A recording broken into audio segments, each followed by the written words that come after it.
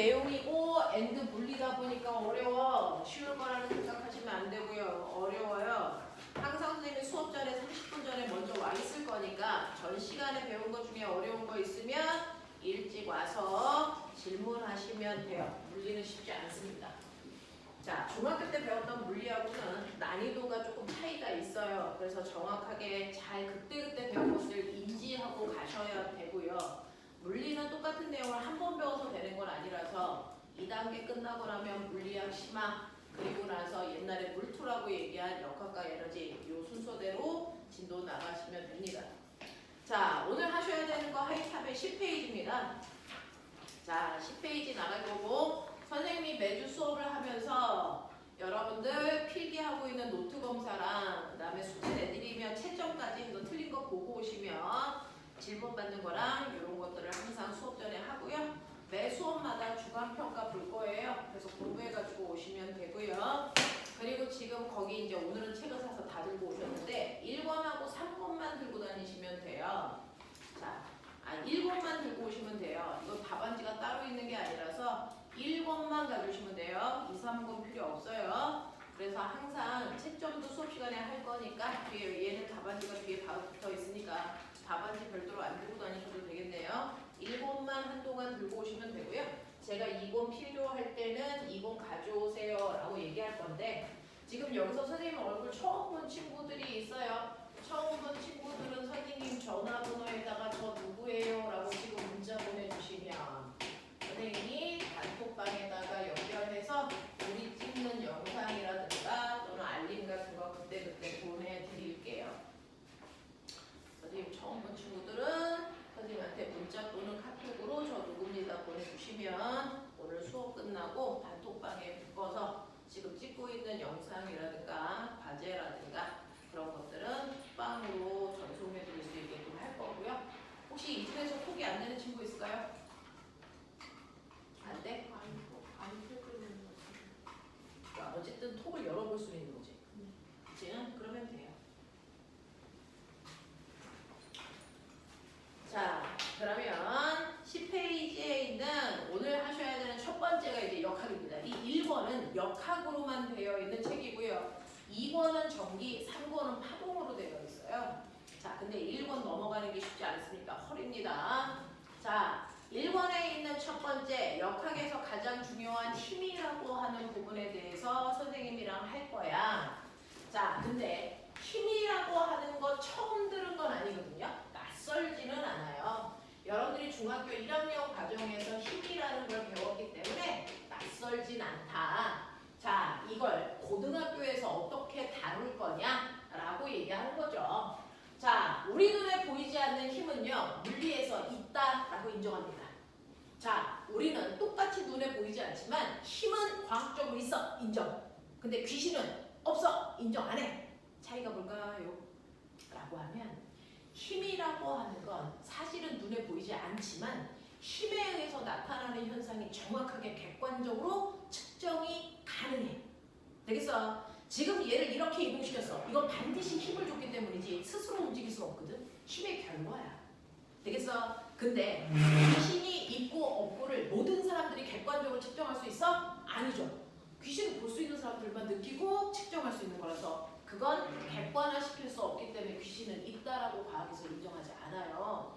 나중에 과학기술이 더 발달해서 귀신을 관측하고 측정할 수 있다면 그때서야 귀신도 있어 라고 얘기하겠죠. 자, 우리는 객관화시킬 수 있는 것들만 과학에서 인정한다. 그 중에 하나가 힘이다. 그러면 힘은 뭔데? 어떻게 측정하면 되는데? 이 얘기 하겠다는 거야. 자, 힘이라는 건요. 중학교 2학년 때 배웠어요. 자, 힘이라는 건 그냥이 아니고 힘을 받는 어떤 물체가 있겠죠. 그래서 힘은 물체 모양 또는 운동 상태를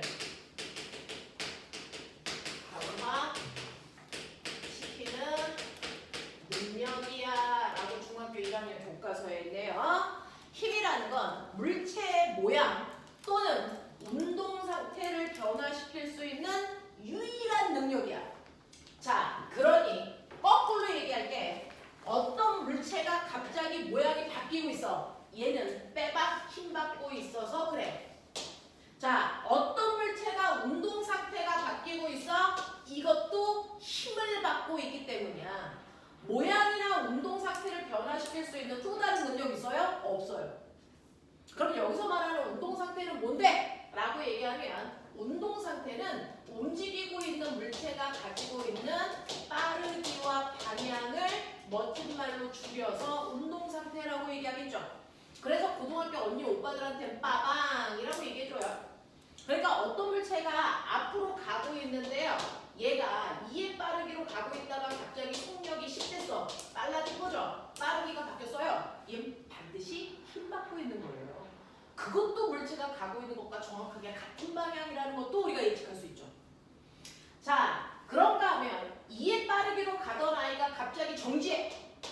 속도가 줄어들었다는 얘기죠. 얘도 힘 받아서 그래요. 얘는 정확하게 가고 있는 방향과 반대 방향으로 힘 받았어 라고 하는 걸 우리가 예측할 수 있는 거예요. 이런 식으로요. 물체의 모양이나 빠르기 방향은 힘에 의해서만 바뀌기 때문에 자, 빠르기가 바뀌었어? 힘 받은 거고요. 빠르기가 갑자기 많이 바뀌었어? 힘을 많이 받은 거죠. 근데 빠르기가 조금씩 바뀌고 있어? 그럼 힘을 조금 받은 거죠. 그럼 거꾸로 얘기할게. 빠르기나 방향이 안 바뀌어. 무슨 말이야? 힘을 안 받고 있다는 얘기야. 되겠어? 선생님이 얘를 미는데요. 선생님이 밀다가 손을 뗐더니 얘 가다가 멈췄어요. 그럼 얘는 힘을 안 받고 있는 거니 받고 있는 거니? 받아서 멈춘 거야. 무슨 힘? 마찰력. 운동 방향과 반대 방향으로 힘을 받으니까 멈추는 거죠. 만약에 힘을 안 받았다. 그러면 우주랑 똑같이 어떤 물체를 내가 살짝만 툭 치고 나서 더 이상 힘을 안 줘. 그럼 우주에서 어떻게 되니? 마찰이 없으니까 계속 등속 직선 운동해. 무슨 말인지 알죠? 그래서 힘이라는 건 변화시키는 주체다. 그래서 변화가 있으면 힘 받는 거고요. 변화가 없으면 힘을 안 받았다라고 한다. 알겠습니까? 이거예요. 자, 그러면 이러한 힘이라고 하는 게 물체의 운동 상태를 변화시키는 주체구나. 그런데 하나의 힘에도요. 힘에 세 가지 요소가 있어요. 어떤 물체가 10N의 힘 받았어. 그것만으로 힘에 대한 설명이 부정확합니다. 힘은 세 가지 요소가 있기 때문에 그 세 가지 요소를 정확하게 설명을 해야 되는데 이런 병이 있다고 치자. 병이 있는데 내가 이 물체의 이 병에다가 위에다가 10N의 힘을 줘서 이쪽으로 당겼어. 이 새끼 뭐 할까? 이 새끼 넘어져. 되겠어? 근데 여기다가 10N의 힘을 줘서 당겨. 그러면 얘는 넘어지는 게 아니고 앞으로 끌려갑니다. 됐어? 자, 이렇게 힘을 주는 지점이 어디냐에 따라 나타나는 결과가 다르네. 그러니까 힘을 주는 지점도 중요하네. 힘을 주는 지점을 우리가 힘의 뭐라고 하니? 작용점이야 이렇게 얘기하죠. 그리고 똑같은 지점에다 힘을 주더라도 10N의 힘으로 당길 때보다는 100N의 힘을 줘서 당길 때 물체가 더 많이 변하네 라고 하는 힘의 크기도 중요하죠. 그런가 하면 똑같은 크기의 힘을 주더라도 나 10N의 힘을 주는데 오른쪽으로 당기는 게 아니고 왼쪽으로 밀어. 그럼 얘는 오른쪽으로 오는 게 아니고 왼쪽으로 가겠죠. 그러니까 힘의 방향도 중요해. 그래서 힘은 작용점, 힘의 크기, 힘의 방향, 이걸 힘의 3요소라고 해요. 이 힘의 3요소를 가장 간단하게 표현할 수 있는 게 우리가 화살표다 배웠어. 중학교 1학년 때. 자, 그 중에서 화살표의 똥꼬가 바로 힘을 주고 있는 작용점에 찍어야 되는 거예요. 작용점에 찍어야 되는 거예요. 자, 그러면 저 하나 물어볼게요. 여기 보이세요? 칠판이고요. 이게 제 손이에요. 손이 칠판을 10N의 힘으로 쳤다라고 하는 말로 설명한 걸 간단히 화살표로 그리고 싶어요. 그랬을 때 작용점을 어디다 찍을까요? 작용점을 손에다 찍을까? 칠판에 찍을까? 몰라?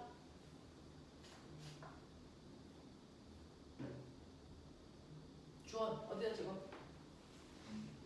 손이라고 대부분 생각하죠. 아니에요. 칠판에 찍는 겁니다. 됐어. 작용점은 힘을 받은 물체에다가 찍은 겁니다.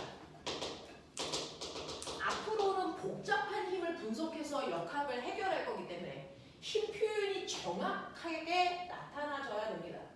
자, 손이 칠판을 10N의 힘으로 치면 힘을 받은 애가 변하는 거라서 힘을 받은 칠판에다가 작용점을 찍으셔야 되고요.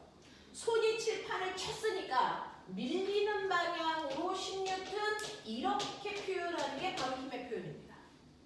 되겠어? 그래서 작용점은 힘을 받은 애가 변하는 거기 때문에 힘을 받은 물체에다가 작용점을 찍는 게 맞다. 그래서 칠판이 여기에다가 힘 받았어요. 근데 왼쪽으로 힘을 받았으니까 칠판이 왼쪽으로 변해요. 라는 뜻이어야 돼요. 되겠어? 이런 식으로 작용점 찍는 것부터 정확하게. 작용점은 힘을 받은 물체에 찍는 거지 힘을 준 물체하고 상관이 없다. 알겠습니까? 이렇게 되는 거예요. 이렇게 되는 거예요. 자, 그래서 이런 식으로 우리가 힘을 표현할 때요. 작용점, 방향, 크기 요거 나타내야 되는데 그 중에서 첫 번째 작용점은 힘을 받은 물체에 찍는 거고요. 그 다음에 화살표의 방향이 힘을 주고 있는 핀 방향이에요. 그리고 화살표의 길이가 힘의 크기를 나타내거든요. 그러니까 10N의 힘을 1cm의 화살표의 길이로 표현했다. 자, 10N의 힘을 1cm 화살표로 표현했다. 그럼 당연히 20N의 힘은 900인 2cm 화살표로 나타내는 게 정석입니다.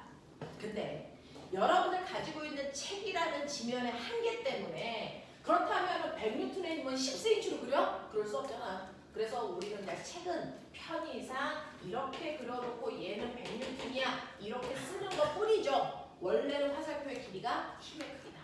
되겠어? 이렇게 됩니다. 그래서 이렇게 물체의 모양이나 운동 상태를 변화시킬 수 있는 유일한 능력, 힘. 그 힘은 세 가지 요소를 가지고 있습니다. 그 세 가지 요소를 화살표로 이렇게 표현해 나갈 수 있다라는 거 기억해 두시면 되죠. 자, 근데 여러분들이 알고 있는 것처럼 하나의 물체에 힘이 한 개만 작용하는 경우는 별로 없어요. 자, 혹시 안 보일까봐 여기다가 그릴게요. 어떤 물체가 있어요? 가라는 물체. 자, 가라는 물체가요. 오른쪽으로 10N의 힘을 받아. 그러면 얘는 빼봐. 오른쪽으로 10N만큼 변해야 돼. 왜? 힘이라는 뭔가를 변화시키는 능력을 받았으니까. 그렇죠? 반드시 변해야 돼. 자, 근데 가라는 물체 오른쪽으로 10N의 힘만 받은 게 아니고요. 오른쪽으로 5N의 힘도 같이 받았어. F1이라는 힘, F2라는 힘 이거 같이 받았어. 그리고 왼쪽으로 10N이라는 힘도 받고 있어. F3 되겠어? 그리고 비스듬한 이 방향으로 5N이라는 힘도 받고 있는 거야. 이런 식으로요. 하나의 물체에 하나의 힘만 작용하는 경우는 존재하지 않습니다. 여러분, 이 칠판에 있는 칠판 지우개요. 무슨 힘 받을 거세요? 중력. 그럼 그 중력 하나만 받으면 얘 뭐 해야 되는 거 아세요? 중력 하나만 받으면 보이세요? 떨어지고 있어요, 저. 근데 얘 안 떨어지잖아요. 그럼 중력 하나만 받았더니? 아니죠. 물체가 정지되어 있다는 건 적어도 얘가 받는 모든 힘의 합력이 얼마여야 되니? 0이어야죠. 그럼 얘는 중력 말고 다른 힘이 반드시 있어야 되겠네요. 그것도 우리가 예측할 수 있네요. 중력과 어느 방향으로 반대 방향으로 같은 크기의 힘이 있겠죠. 그래서 그게 바로 밑에 있는 바닥면이 물체를 밀어 올리는 멋진 말로 수직 항력이라고 하는 힘이 물체가 받는 중력과 반드시 같은 크기만큼 작용하고 있어서 합력이 0이에요. 그래서 얘는 정지 상태. 그래서 중력만 받고 있는 얘는 정지가 아니고 자유낙하 상태. 맞아? 이 차이가 있는 거야. 그러니까 얘가 받는 힘이 중력을 받고 있어요. 이거 잘못된 표현이에요. 중력과 수직 항력을 받아서 R자 힘이 0이에요. 이렇게 표현하는 겁니다. 되겠어? 자, 그렇다면 이런 식으로 물체가요. 하나의 힘이 아니고 여러 개의 힘을 동시에 받고 있을 때 그렇다면 결국은 얘는 어느 방향으로 변해? 얘요. 어느 방향으로 실제 힘을 받고 있는지 아세요? 얘는 이 방향으로 5N의 힘을 받고 있는 거예요. 결국은. 그래서 이 가라는 물체는 오른쪽 방향으로 변합니다. 어떻게 이 힘을 알아냈어요? 라고 하는 이제 여러분들도 알아내셔야 되거든요. 하나의 물체, 하나의 힘이 아니고 여러 개의 힘이 동시에 작용하면 어느 쪽으로 바뀌는 바뀌는지 한 번에 보이지 않아. 그래서 얘네들을 합해서 하나의 힘으로 나타내는 걸 우리가 힘을 합성한다 그래. 그 합성한 결과 만들어진 물체를 변화시키는 진짜 힘을, 그래서 우리는 앞으로 힘을 폴리스의 약자에 쓸 건데, 진짜 힘을 저 네 개의 힘의 알짜 힘이야, 옛날 말로 합력이야 라고 얘기해요. 그래서 우리는 물체가 받는 합력을 무조건 구한다. 그래야 물체가 변하는 방향, 크기를 이해할 수 있다. 여러분들이 지금 얘기하신 물체의 모양이나 운동 상태를 변화시키는 이 힘이라는 거요, 그냥 힘 아니에요. 이거 알짜 힘 얘기하고 있는 거예요.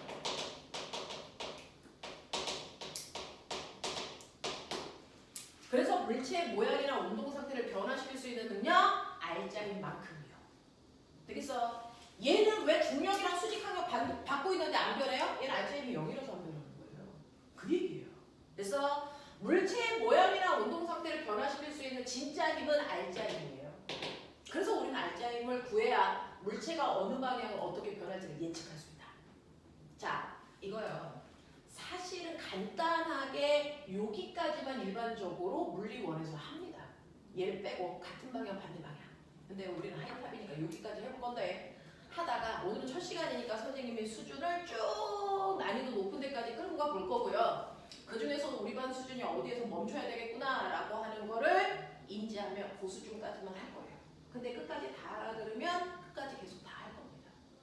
그러니까 알겠다 모르겠다를 정확하게 표현하셔야 됩니다.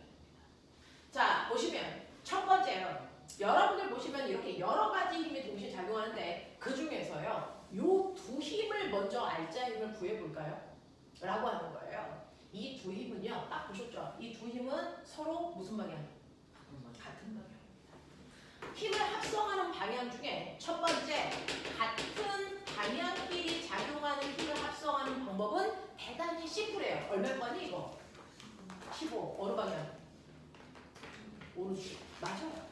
됐어. 자, 이렇게 같은 방향으로 작용하는 F1이라는 힘과 F2라는 힘을 합성해 주세요를 물리해서 어떤 기호로 표현할까요? 이렇게 쓰면 합성해 주세요라는 뜻입니다. 되겠어? 이거 더하세요가 아니고 힘을 합성해라고 하는 기호로 우리가 쓰고 있어요. 그러면 같은 방향으로 작용하는 두 힘을 합성하는 방법은 여러분들이 그냥 하시는 것처럼 10에다가 5를 더하시면 돼요. 진짜로. 그래서 이렇게 만들어진 새로운 힘 F-는 15N의 힘이 됩니다. 그리고 그 알짜 힘의 방향이 같은 방향, 얘네들과 같은 방향으로 작용해요. 그러니 굳이 F1, F2 따로 그릴 필요가 없어. 얘네들을 합성한, 됐죠? F-라고 하는 힘 하나만 이렇게 그려놔도 두 힘의 결과가 같이 보이는 겁니다. 되겠어? 이렇게 그리면 돼. 되겠니? 도윤아, 필기할 거 없어? 필기할 노트 없어?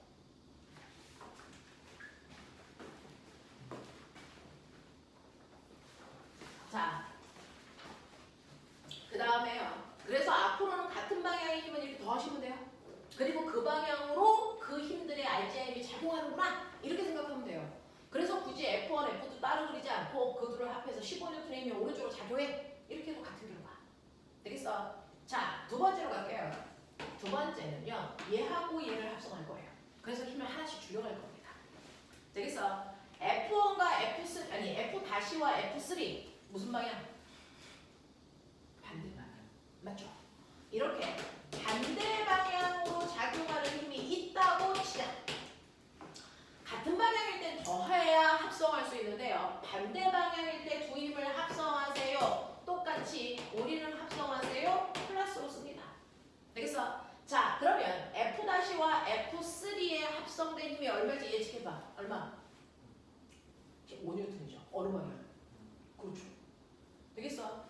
이렇게 반대 방향은 실제로 합성하라고 했을 때 반드시 큰 힘에서 작은 힘을 빼야 알짜 힘이 나오는 거예요. 그래서 큰 힘인 15N에서 사실은 10N의 힘을 빼야 알짜 힘이 된다. 그래서 얘네들을 합성한 결과는 5N의 힘이 되겠죠. 그랬을 때 이 R자 힘은 어느 방향이 이게? 말해봐. 큰 힘 방향. 그래서 오른쪽이에요. 그래서 이것도 따로 쓸 필요 없이 이걸 합성한 결과 오른쪽 방향으로 5N의 힘이 작용해 F2-의 힘을 찾았어. 이렇게 표현하면 되는 거거든요. 자, 그래서 같은 방향일 때 더해? 반대 방향일 때 빼? 이게 힘을 합성하는 과정이야. 되겠어? 자, 근데 여러분들이 단지 같은 방향일 때 더해, 반대 방향일 때 빼. 자, 거기서 끝나지 말고요. 우리는 이제부터 생각합시다. 선생님이 하이탑 수업을 까는 이유는요. 여러분들 잘 키워서 영재, 과고 정도 될 수 있는 이과적 상위권 아이들을 만들려고 하는 수업이야. 안 그러면 완자반에서 수업 들으시면 되죠. 일반고에서 내신 잘 딸 거야. 저는 중위권 정도를 라고 하면 완자반도 수업하시면 돼요. 지금. 네, 여러분들이 하이탑 수업을 듣는 건 나름 이과적인 생각을 많이 하고 있는 거잖아요. 그것도 상위권 공부를 하고 싶은 거잖아요. 그럼 상위권과 중위권의 차이는 사고력 차이예요. 해보세요. 자, 보세요. 아까 두 힘이 같은 방향이야. 같은 방향인 두 힘이 이루는 각도 몇 도? 같은 방향의 두 힘이 이루는 각도 몇 도? 0도입니다. 됐어? 같은 방향이라는 건 두 힘이 이루는 각도가 0도라는 거죠. 반대 방향의 두 힘이 이루는 각도가 몇 도일까요? 180도입니다. 생각을 좀 해볼래요. 자, 내가 힘을 가지고 있는데요. 3N이라는 힘과 4N이라는 힘 두 개가 있어. 그랬을 때요. 이 3N이라는 힘과 4N이라는 힘을 내 마음대로 방향을 막 조절할 수 있어. 그러면 3N이라는 힘과 4N이라는 힘으로 가장 큰 합력을 만들려면 두 힘을 어느 방향으로 작용하게 해야 되니? 90번 서로 또? 수직의 관계. 수직? 또요? 일치. 자, 같은 방향일 때가 최대의 힘의 효과가 나타납니다. 이게 3N이고 이게 4N의 두 힘이 같은 방향일 때 최대의 힘을 만들어요. 그래서 얘가 만들 수 있는 최대의 힘의 크기는 몇 뉴턴? 7뉴턴입니다. 얘가 가장 큰 힘을 만들 수 있는 건 두 힘이 같은 방향일 때 최대의 힘을 만듭니다. 그러면 두 힘이 만들 수 있는 가장 작은 힘, 최소 힘은 어떻게 두 힘이 이루고 있어야 될까요? 반대편.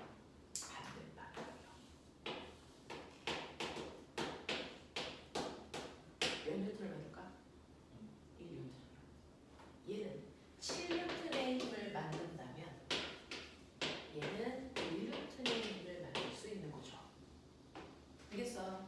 그래서 반대 방향일 때가 두 힘이 만들 수 있는 가장 작은 힘을 만드는 각도예요. 그럼 이제 느껴봐. 0도에서 최대? 180도에서 최소? 그렇다면 느껴지는 건 뭐야? 두 힘이 이루는 각도가 점점 뭐해질수록? 벌어질수록 합력의 크기는 점점 뭐해지니? 작아진다는 얘기야. 이걸 캐치하는 거야. 되겠어? 이걸 생각하는 거야. 중학교 1학년 때는요. 이 정도의 개념은 어렴풋이 갖출 수 있을 정도로 수업을 해주시는 거죠. 같은 방향일 때 더해, 반대 방향일 때 빼. 근데 그렇게 했을 때 합력은 어떻게 변해가? 라고 하면 똑같은 크기의 힘을 내 마음대로 방향을 조절하더라도요. 같은 방향일 때 그 힘이 만들 수 있는 최대값을 만든다. 반대 방향일 때 두 힘이 만들 수 있는 최소값을 만든다는 걸 캐치해야 돼. 그러면 이 힘으로 만들 수 있는 힘의 범위 불러. 1N보다 크거나 같고요. 그 다음 7N보다 작거나 같은 힘을 만들어요. 그러니 이 두 개의 힘을 가지고 5N 만들 수 있어? 가능해요. 그래서 이거 두 힘 가지고 8N 만들 수 있어? 가능해. 이거 가능하니? 못해요. 이 범위를 넘잖아요. 이 힘으로 만들 수 있는 힘의 범위는 여기까지입니다. 이걸 넘을 수 없어요. 그럼 5N을 어떻게 만들어요? 서로 수직의 사이에 맞아요. 각도 조절하시면 돼요. 되겠어? 각도 조절하시면 이 안에 있는 모든 힘의 값들을 만들어낼 수 있다는 거야. 자, 그러면 보세요. 그러면 이제 얘네들만 남았어요. 얘하고 얘 무슨 방향일까요? 같은 방향도 아니고 반대 방향도 아닌 경우를 물리에서는 비스듬한 방향이라고 얘기합니다. 됐어? 그래서 나머지 세 번째는 비스듬한 방향으로 힘이 작용하고 있는 경우야. 그래서 일반고에서는 여기까지 안 합니다. 그래서 선생님이 한번 해봐 줄 테니까 이게 이해가 되는지를 확인해봐. 비스듬한 방향으로 작용하는 힘들이 있다고 치자. 예를 들어서 얘 4N짜리의 힘이 이런 식으로 4개 있다고 줄 테니까 천천히 생각해 볼래? 골 때리게 이게 모군중학교에서 그래서 모군중학교 3학년 내신 문제에서 나온 적이 있어요. 벌써 4년 전인가 5년 전인가 나왔습니다. 근데 이게 물투 내용이었어요. 잘 보세요. 자, 4N의 힘이 있어요. 거기다가 3N의 힘을 이렇게 줍니다.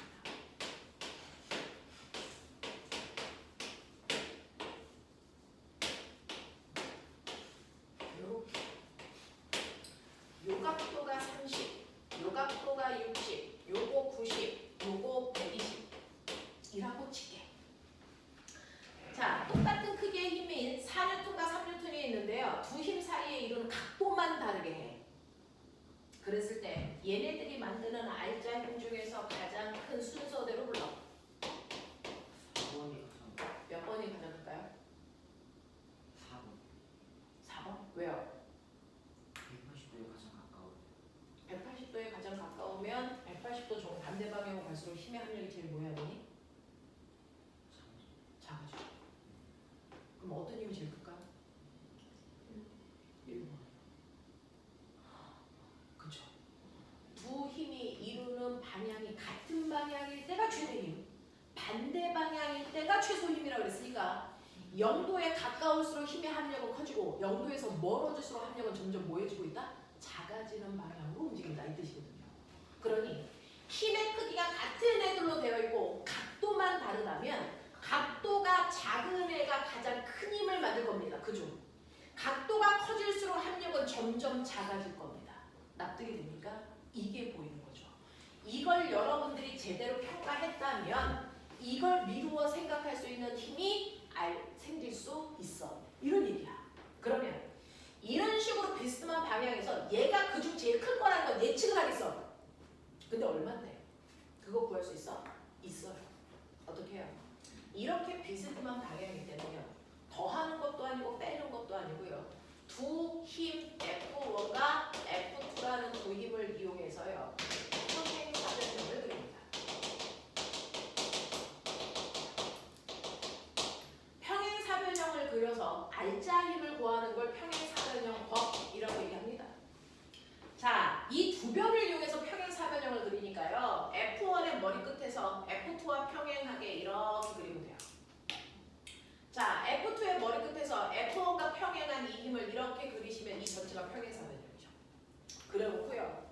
원래 두 힘의 작용점에서 반대편 꼭지점까지 화살표를 그리시면 이게 알짜 힘 방향입니다.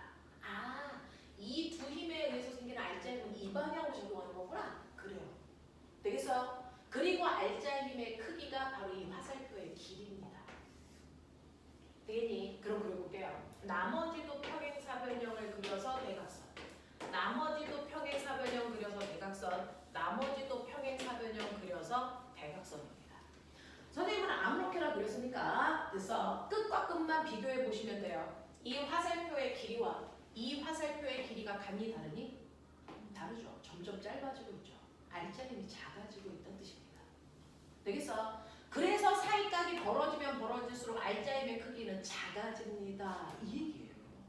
되겠어? 그중 나머지가 얼마인지 몰라도 요 정도는 여러분들이 알고 계셔야 된다. 5에 아니. 그렇죠. 자, 여러분들 보시면 이게 평행사변형이고 여기가 90도면 여기도 몇 도니? 90도죠. 그리고 여기가 4고요. 여기가 3인 사실은 작게 보면 이게 뭡니까? 직각삼각형 피타입니다. 되겠어? 그러니까 3대 4대 뭡니까? 5. 그래서 얘는 5N의 힘이 이 방향으로 작용하고 있습니다. 알겠어? 그래서 여러분들이 만약에 양정고나 강서고 정도 가도 이 정도는 해결하셔야 문제 푸는 문제들이 나온다. 상위권 문제들은 이걸로 나온다. 얘네들은 나오지 않는다. 이거는 이제 과거나 영재고에 가시면 나와요. 저 지금 1코사인 치고 풀이 나오지 않아. 맞아요. 자, 그래서 여기까지는 기본적으로 여러분들이 심화 문제를 풀려면 알아두셔야 되고요. 그러면 90도가 아닌 경우 중에 나오는 거 딱 하나 있어요. 뭐 있냐면 특수각이라는 걸 하나만 인지하고 가자. 특수각이라는 거 하나만 인지하고 가자. 비스듬한 방향으로 작용하는 두 힘이 있다. 비스듬한 방향으로 작용하는 두 힘이 있다. 얘가 F1 10N인데 얘가 F2라는 힘 10N인데 근데 두 힘이 이루는 사이각이 120도래 라고 하는 특수각은 두 힘의 크기는 반드시 같아야 합니다. 두 힘의 크기는 반드시 같아야 되고 두 힘이 이루는 사이각은 반드시 120도여야 합니다. 이 두 가지의 조건을 동시에 만족할 때만 특수각이라고 합니다. 됐어? 자, 이 둘을 동시에 만족할 때요. 얘 R자 힘은 어느 방향이고 얼마의 크기야? 자, 요거 똑같이요. 평행사변형 그렸을 때 대각선 찾으시면 되거든요. 근데 여러분들 아시는 것처럼 얘 평행사변형 그린다고 그렸을 때 얘는 평행사변형이자 뭐게요? 마르고입니다. 그렇기 때문에 이 변의 길이와 이 대각선의 길이가 어떻습니까? 반드시 같아야 돼요. 그래서 이렇게 두 변의 크기가 같고요. 사이각이 120도일 때는 R자 힘은 무조건 두 변의 정가운데 방향입니다. 그리고 R자 힘의 크기는 한 변의 크기와 정확하게 같아야 되니까 얘가 10N입니다. 이렇게 되겠어. 그래서 여러분들은 P타를 쓸 수 있는 90도일 때와 특수각 이 두 개밖에 나오지 않아요. 나머지는 여러분들이 영재나 과거를 간다면 그때 배우시면 되고요. 그럴 땐 나머지는 이 정도만 가지고 놀아도 하이 클래스다. 되겠습니까? 이렇게 돼요. 자, 그렇다면 보면 이 힘이 있어. 여기가 120도, 여기가 120도, 여기 F1은 10N, 여기 F2 10N, 여기 F3 20N, R자 힘이 얼마게? 아랫방향으로 16초. 얘는 아랫방향으로 16N이죠. 왜? 이거 합성하면 정가운데 이 방향으로 16N일 텐데 이과 이 반대 방향이니까 빼야 이제 되겠죠. 되겠습니까? 이런 것들이에요. 이런 것들. 되겠어? 그래서 여러분들은 지금 어떤 물체에 힘이 작용하는 상황들을 배웠던 거예요. 중학교 내용에서 살짝만 높여본 거예요. 근데 그게 바로 물리학 내용입니다. 되겠어? 그래서 우리는 같은 방향일 때 감각적으로 더 한다는 거 느꼈고요. 반대 방향일 때 감각적으로 빼야 알자일 것 같아. 여기까지는 중학교 아이들도 생각할 수 있는데 그렇다면 비스듬한 방향일 땐 그 두 힘이 이루는 각도에 차이가 생길 때는 어떤 일이 발생하는 거야? 이거를 고등학교 때 배우겠다는 거죠. 되겠어?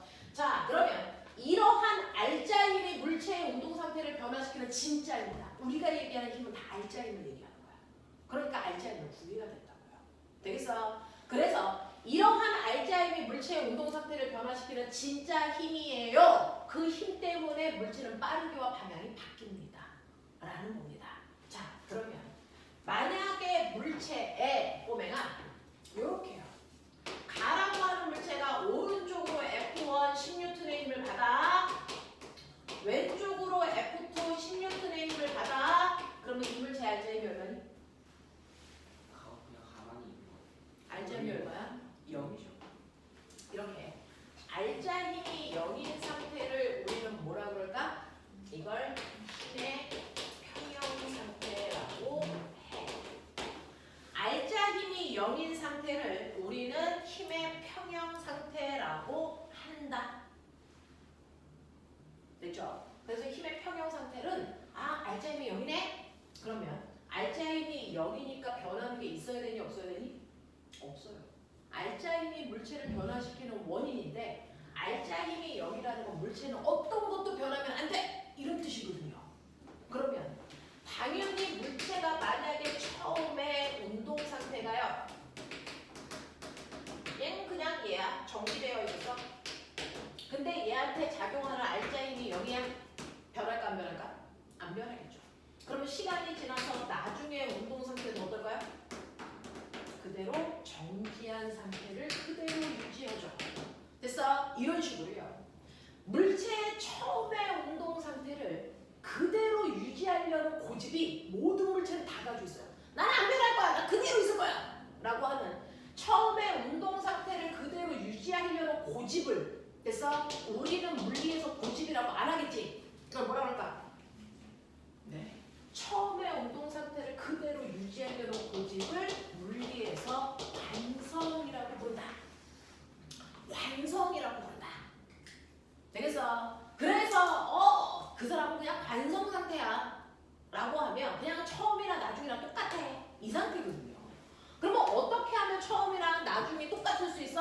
알자임이 0이어서 그래.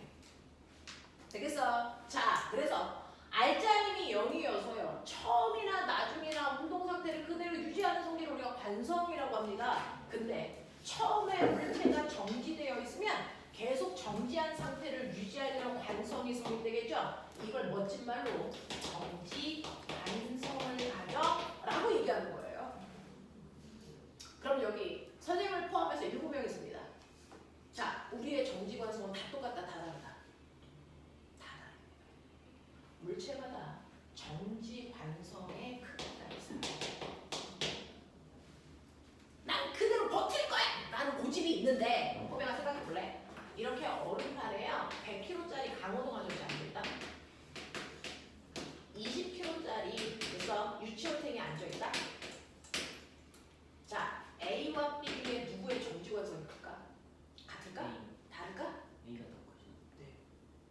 그래서요. 크기가 달라요. 그래서 내가 유치원생을 10N의 힘으로 미니까 얘 가! 정지관성이 깨졌어. 근데 강호동 아저씨를 똑같이 10N의 힘으로 밀어. 이 아저씨 갈까? 안 가. 되겠어? 그렇다는 얘기는 누구의 정지관성이 크다는 얘기야? 강호동 아저씨가 더 그래? 그러면 이 정지관성의 크기를 재서 나타내야지. 물리는요. 모든 물질이 가지고 있는 양을 정의하고 측정해서 나타내는 과목이야. 그래서 정지관성의 크기를 정의하고 그걸 측정해서 나타낸 값을 우리 뭐라 그랬다? 이거 중학교 1학년 때 배웠는데 중학교 1학년 꼬꼬맹이 얘기해라. 정지관성의 크기를 측정해서 나타낸 값을 질량이라고 배운 겁니다. 그래서 질량은 고유한 값으로 장소에 따라 변하지 않는다 라고 중학교 1학년 때 배웠거든요. 왜? 고집이니까 장소하고 상관없어. 이 얘기예요. 그래서 달에 가도 10kg면 10kg 우주에 가도 10kg는 10kg입니다. 질량은 절대 변하지 않아요. 그 물체가 가지고 있는 고유한 값 관성의 크기이기 때문에 그렇습니다. 되겠습니까? 이 얘기예요. 이 얘기예요. 그래서 여러분들이 배운 질량이라는 건 정확한 정의로 관성의 크기입니다. 그것도 정지관성의 크기야. 알겠냐? 이 얘기죠. 그럼 선생님, 저는요 멈춰있지 않고 맨 처음에 가고 있었는데 오른쪽으로 이에 빠르게로 저 가고 있었는데요? 네. 그러면 얘가요 만약에 알자임이 0이면 변할까 안 변할까? 안 변한다는 게 핵심이에요. 시간이 10시간 지났는데 그래도 힘을 안 받으면 절대 변하면 안 돼. 되겠어? 그러면 얘는 시간이 지나서 나중에 되면 어떻게 되니? 여전히 오른쪽으로 이에 빠르기로 마치 우주에서처럼 물체는 계속 가고 있어야 돼. 무슨 말인지 알아? 이런 식으로요. 물체의 방향도 빠르기도 알자임이 0일 때는 변할 수가 없습니다. 그래서 물체는요. 등속, 직선, 운동을 하게 된다는 얘기야. 그럼 거꾸로 얘기할게. 등속, 직선 운동하는 물체는 알자임이 0이라서 안 바뀌는 겁니다. 이해됩니까? 자, 이런 관성을 뭐라고 할까요? 처음에 정지한 상태를 그대로 유지하려는 관성은 정지관성. 운동하고 있는 물체가 방향 빠르게 안 바뀌려는 운동을 계속하고 있는 걸 우리는 뭐라고 한다? 이걸 운동 관성이라고 한다. 그러니까 사실은 관성에는 두 가지가 있는 거예요. 정지관성, 운동관성. 자, 그러면 이러한 운동 관성의 크기도 또 있어요? 있어요. 똑같이 자동차가 가고 있어. 됐어? 100km로 가고 있어. 연락 빨리 가고 있어. 자, 100km로 가고 있는데요. 하나는 조그만 자전거 10kg짜리. 얘는 더럽게 무거운 트럭 1000kg짜리. 자, 그래서 갑자기 빨간 불로 운동관성이 크게요? 아니면 많이 밀려나가다가 멈추는 게 운동관성이 크게요? 운동 상태를 그대로 유지하려고 그러니까 잘 안 멈춰야 돼. 그러니까 더 많이 브레이크를 똑같이 밟더라도 미끄러지는 게 운동관성이 큰 거야. 누굴까요? 그러니까 똑같습니다. 정지관성과 운동관성의 크기를 결정하는 질량이다. 질량이 큰 애가 운동관성이 더 커요. 되겠어? 또 똑같은 질량을 가지고 있는데요. 이 새끼는요 10의 빠르기로 가고 있었어요. 그러면 A와 B가 멈추는 게 똑같을까? 아니죠. 얘가 더 많이 밀려나가죠. 속도도 영향이다. 그래서 운동관성은 질량과 속도의 영향을 결정합니다. 그래서 질량과 속도를 곱한 값이 운동관성의 크기예요. 이거를 우리가 다음 주에 배울 거예요. 이거는 우리가 운동량이라고 불러요. 이걸 운동량이라고 불러요. 되겠어? 그래서 이런 식으로 물체는 정지한 상태를 그대로 유지하려는 정지관성과 운동하고 있는 상태를 그대로 유지하려는 운동관성이라는 게 있는데 모든 관성의 크기는 질량이 결정한다. 그게 핵심이야. 모든 관성의 크기는 그 물체의 질량에 의해 결정된다. 그 중에서 정지관성의 크기를 측정해서 나타낸 값이 질량이다. 알겠습니까? 이런 얘기야. 이런 얘기야. 여기까지 해서 못 알아듣는 거. 어려웠던 거. 괜찮아? 할만해? 하겠어? 오케이. 자, 그래서 지금까지 했던 거의 핵심은 물체의 운동 상태를 변화시키는 힘이다. 그래서 그 힘이 하나가 아니고 여러 개가 작용하기 때문에 힘을 합성할 수 있는 능력을 키워야 된다. 뭐냐? 힘을 합성할 수 있는 능력을 키워야 된다. 되겠죠? 그리고 합성한 결과 합력이 0이면 절대로 운동 상태는 변하지 않는 처음의 상태를 유지하려는 관성을 갖게 된다. 무슨 말인지 알죠? 이런 얘기입니다. 이런 얘기입니다. 자,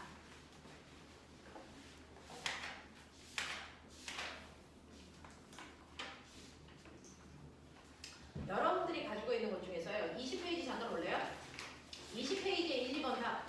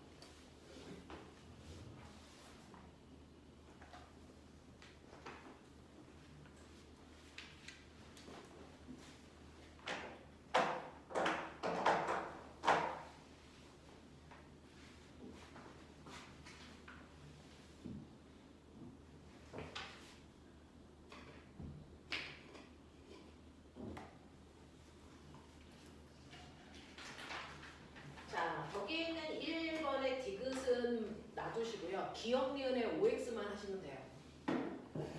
우리가 아직 돌림미문 안 배웠으니까 기억 니은에서 맞고 틀리고만 판단하시면 되고요.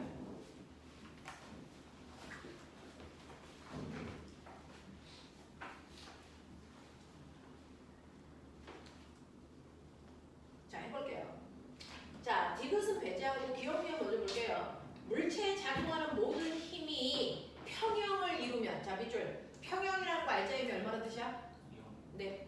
자, 그러면 알자임이 0이다. 같은 말을 두 번 한 겁니다. 됐어? 그러니까 이게 맞는 거죠. 자, 니은 물체에 작용하는 알자임이 0인 힘의 평형 상태일 때 물체는 항상 정지되어 있다. OX, X죠. 정지되어 있었으면 정지고 운동하고 있었으면 계속 운동을 해야 됩니다.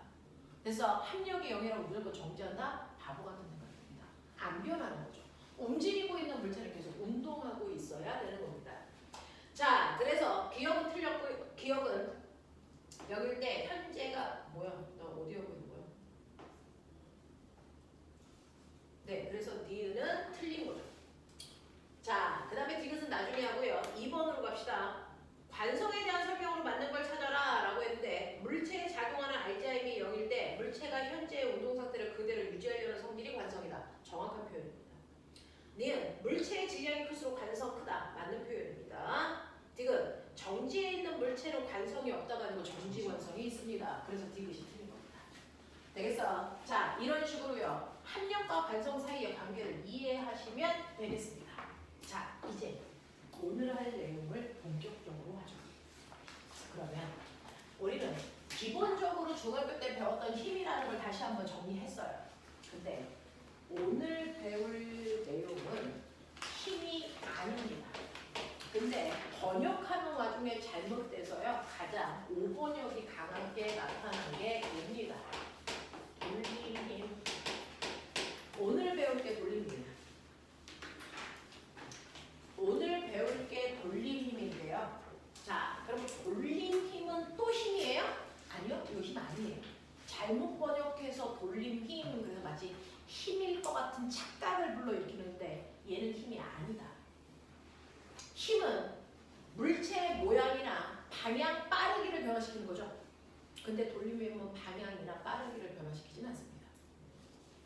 되겠어? 자, 예준아, 저 문 열어.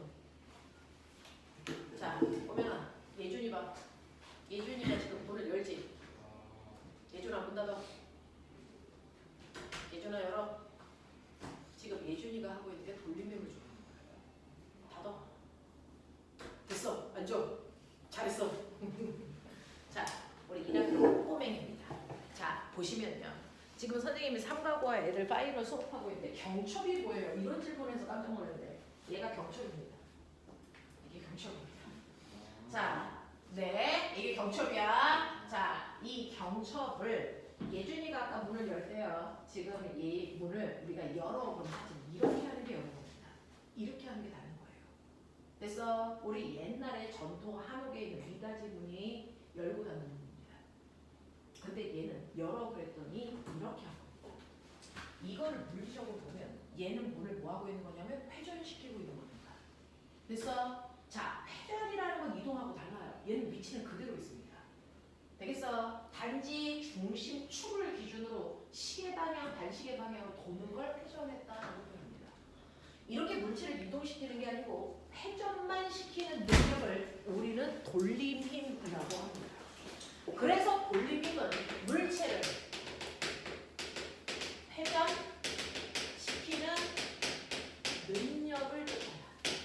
물체를 회전시킬 수 있는 능력을 우리가 돌림힘이에요 라고 얘기하시는 거예요. 물체를 이동시키는 능력이 아니고 회전시키는 능력을 돌림힘이라고 한다. 자, 우리요 이거 돌림힘 아가 때 엄청 많이 썼어. 어디서? 놀이터에서. 너네 놀이터에서 돌림힘 사용한 게 뭐게? 돌림힘 사용한 도구 있었죠. 뭐 있습니까? 시소. 맞습니다. 시소입니다. 자, 이렇게 시소가 있는데 여기에 우리 아빠 커다란 아빠가 앉아 계세요. 우리 아빠 80kg입니다. 자, 받침점으로부터 1m 떨어진 곳에 아빠가 앉아 있다는 얘기는 사실은 아빠의 무게만큼 시소를 수직으로 누르고 있는 겁니다. 되겠어? 자, 이때요. 80kg짜리 아빠가 시소를 누르는 무게는 얼마일까요? 라고 하면 우리는 지향에다가 중학교 1학년 때 얼마 곱했어? 9.8 곱했죠? 자, 고등학교 때는 9.8 귀찮아서 우리 10 곱합니다. 10. 그래서 고등학교 때는 10 곱합니다. 자, 라고 하는 질량을 무게로 바꾸는 이 상수를 우리는 뭐라 그러냐면 이걸 G라고 쓰고 중력 가속도라고 읽어요. 그래서 그동안 중력 가속도를 9.8로 계산하셨습니다. 그렇게 하는 게 맞아요. 근데 고등학교 때는요 9.8로 안 하고 한 번 더 반올림해서 10으로 쓴다는 얘기입니다. 자, 그래서 80kg짜리 아빠가 똥꼬로 누를 수 있는 힘이 얼마? 800N의 힘으로 1m 떨어진 곳에서 누르면 자, 아빠의 힘 때문에 시소가 이렇게 내려가서요 이렇게 옵니다. 이렇게. 그러니까 아빠는 이 시소를 보이세요? 이 방향 무슨 방향입니까? 시계 반대 방향으로 회전시키려는 돌림힘을 시소한테 줘서 시소가 돌아간 겁니다. 맞아? 맞아? 이 얘기야. 자, 그런가 하면 그래서 이 반대편에 아빠 혼자 있는 게 아니고요. 여기에 꼬꼬맹이 아가가 앉아요. 꼬꼬맹이 아기는 얼마냐면 20kg짜리 아가가 앉습니다. 반대편에. 몇 미터 떨어진 곳에 앉아야. 됐어? 네. 아빠는 반시계 방향으로 시소를 돌리려고 하지만 사실은 아가는 거꾸로 이렇게 누르니까 아가 혼자 있으면 시소가 이렇게 회전했을 거잖아. 시소가 어느 방향으로? 시계 방향으로 회전했을 거잖아. 회전 방향은 두 개밖에 없어요. 시계 방향 아니면 반시계 방향입니다. 자, 시계 방향으로 회전시켰을 거예요. 자, 근데 둘이 양쪽에서 앉잖아. 그랬을 때 도대체 아이가 얼마나 먼 곳에 앉아 있으면 어느 쪽으로도 회전하지 않고 그대로 있을까? 그건 반시계 방향의 돌림과 시계 방향의 돌림이 같은 순간일 겁니다. 얼마일까? 안 배웠어. 그냥 찍어봐. 얼마 것 같아? 3m일 거죠. 맞습니다. 3m 떨어지면 됩니다.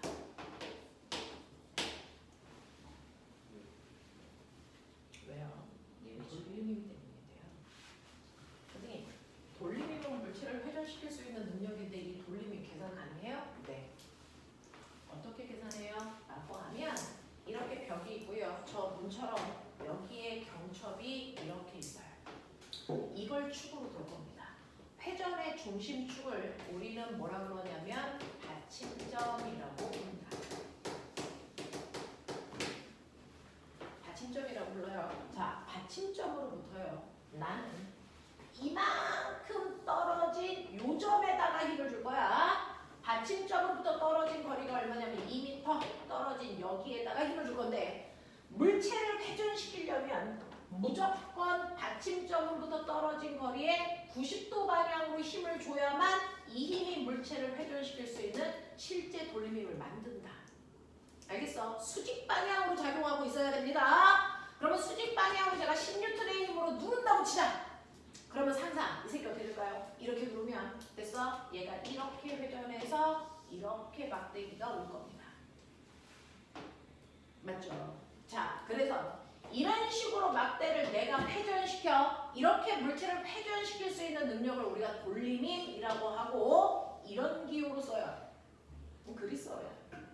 알파, 베타, 감마처럼. 됐어? 이렇게 씁니다. 얘를 우리가 타우라고 읽어요. 돌림힘을 나타내는 기호가 타우입니다. 타우. 됐어? 자, 이 돌림힘은요. 받침점으로부터 떨어진 거리에 90도 방향으로 작용한 힘을 곱하시면 돼요. 이게 돌림힘의 크기야. 받침점으로부터 떨어진 거리에 수직으로 누르는 힘을 곱하시면 돌림힘의 크기가 나와요. 그럼 얘는 받침점으로부터 2m 떨어진 거리에 수직으로 누르는 힘이 얼마입니까? 10N의 힘을 줘서 애새끼가 이렇게 돈 거야.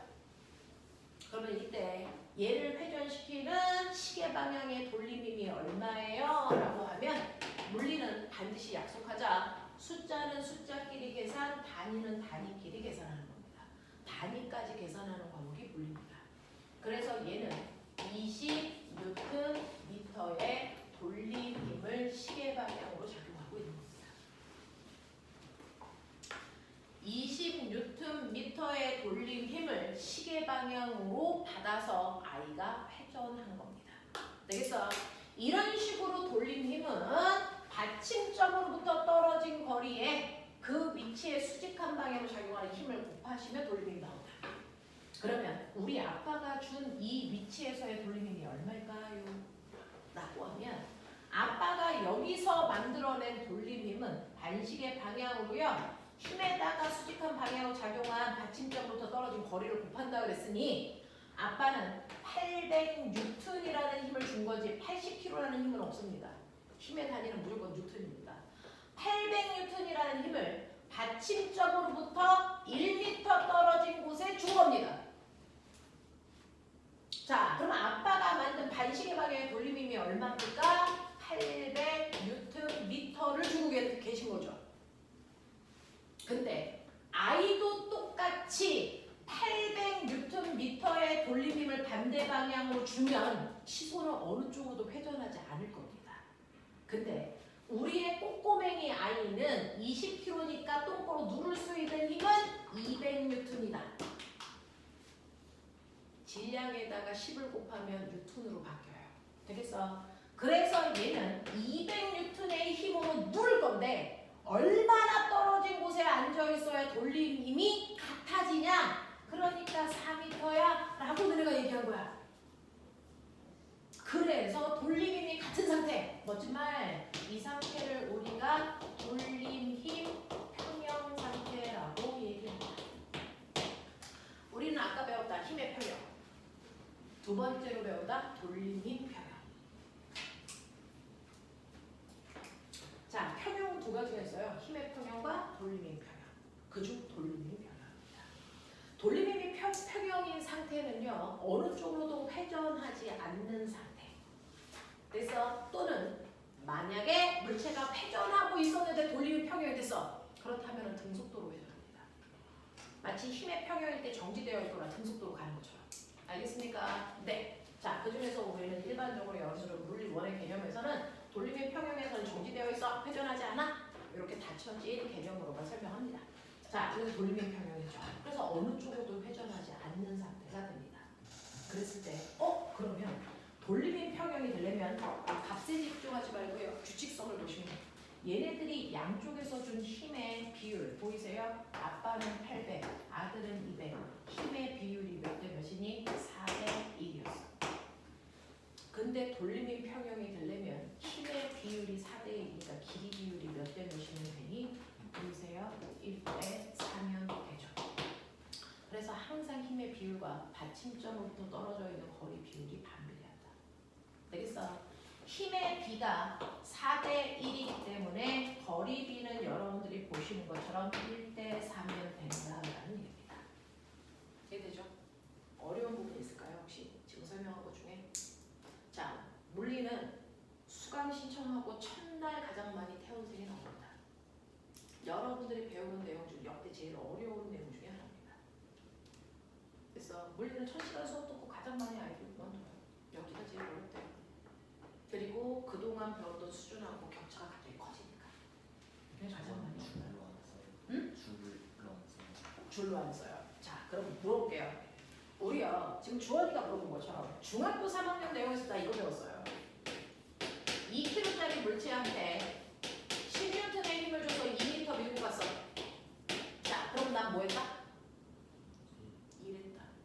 라고 중3 내용에서 배웠어요. 그러면 한 일은 어떻게 되니? 한 일은 물체를 이 힘에다가 그 힘으로 누가 거리를 못하는 거죠. 되겠어? 그래서 얘는 10N의 힘으로 2m 밀고 가죠. 그럼 내가 한 일은 똑같이 숫자는 숫자끼리 계산, 단위는 단위끼리 계산. 그래서 얼마입니까? 20Nm입니다. 라고 여러분들 배워오셨어요. 근데 이렇게 단위 중복해서 쓰는 거 싫어서 과학자 이름으로 바꿔서 우리 뭐라고 썼다? 20줄이라고 쓰는 거야. 라고 하거든요.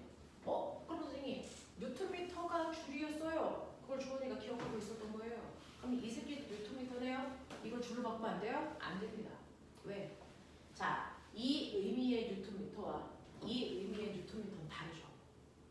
뭐가 다르냐면 얘는 네, 힘을 준 건 똑같은데 그 힘으로 밀고 간 거리를 곱해야 한 일이고요. 얘는 밀고 간 거리가 아니고 힘을 준 받침점으로부터 떨어진 거리예요. 그래서 일의 개념도 아니야. 그래서 얘는 단위를 안 바꿔. 그대로 뉴턴미터만 써. 알겠어? 그래서 여러분들 보시면 돌림힘은 힘이 아니에요. 왜요? 단위도 보세요. 뉴턴이 아니고 뉴턴미터예요. 얘는 힘이 아니에요. 그렇다고 1이야? 1도 아닙니다. 그래서 단위 줄도 못 씁니다. 알겠어? 돌림힘은 단지 물체를 회전시킬 수 있는 능력이다.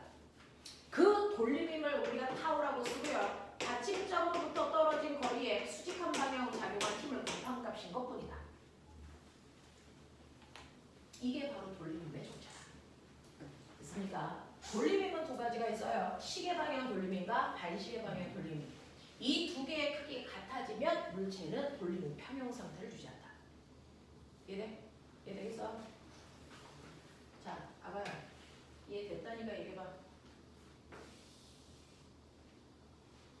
자, 얘요. 10N. 10N. 맨 처음에 A도, B도, C도 정지 상태예요. 그러면 이 상태가 얘가 무슨 상태인지 여러분 상상하세요.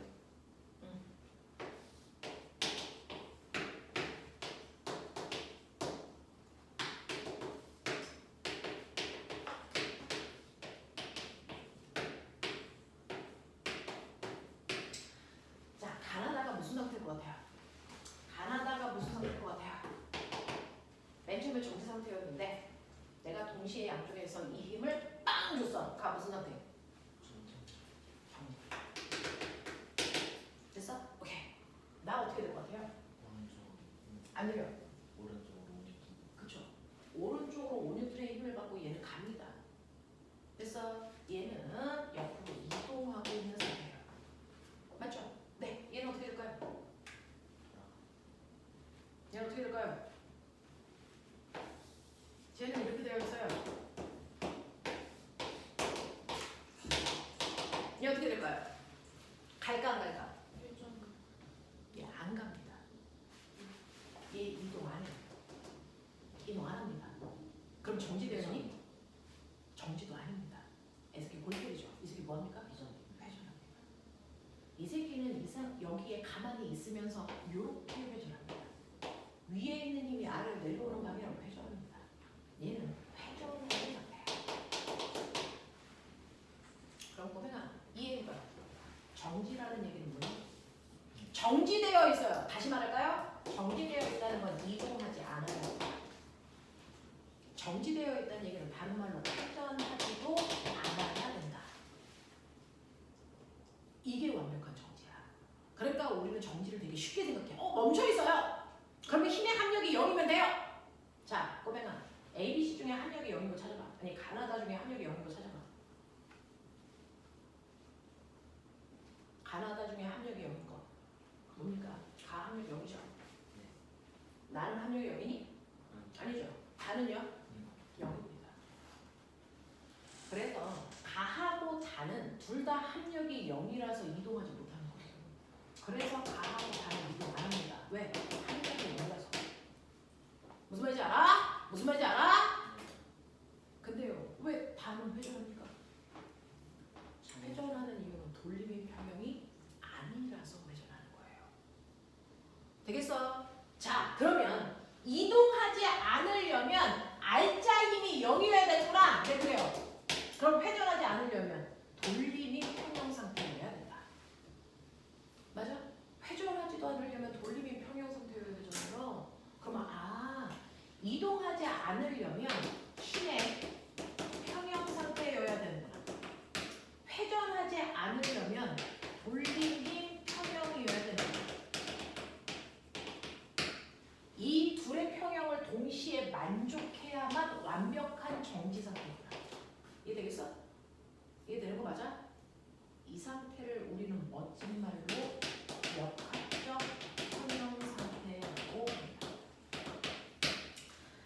자, 물체가 완벽하게 정지되어 있다는 건 이동도 하지 않고 회전도 하지 않아야 됩니다. 그죠? 물체를 이동시킬 수 있는 능력이 힘의 합력이 0이라서 정지 상태야. 그렇죠? 회전도 하면 안 되니까 회전시키는 능력인 돌림힘이 평형이라서 회전도 안 하는 상태야. 되겠어? 이 두 가지 상태를 완벽하게 맞춘 아이만 정지되어 있을 수 있다. 그래서 정지되어 있는 상태는 이 둘의 평형이 동시에 만족하는 역학적 평형 상태다. 되겠습니까? 그래서 물리에선 역학적 평형이 중요한 거다. 그래서 물리에서는 역학적 평형이